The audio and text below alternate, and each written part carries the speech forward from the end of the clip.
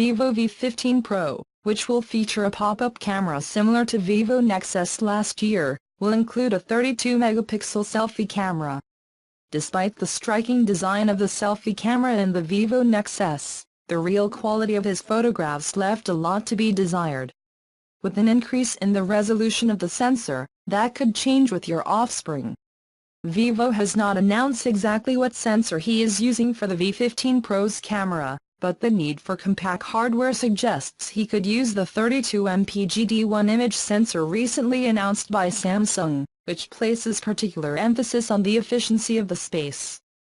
The Samsung sensor has support for HDR and electronic image stabilization. None of this guarantees an improvement in the image quality with respect to the original 8-megapixel autofoto camera, but it is unlikely to be harmful. Outside of the selfie camera, the other thing that appears is that the on-screen fingerprint scanner seen on the Nex S will be back for the V15 Pro. An official price has not yet been announced, but recent comments from an executive of Alive they have suggested that the new phone will cost between 20,000 rupees and 30,000 rupees in India, which translates from approximately $280 to $420.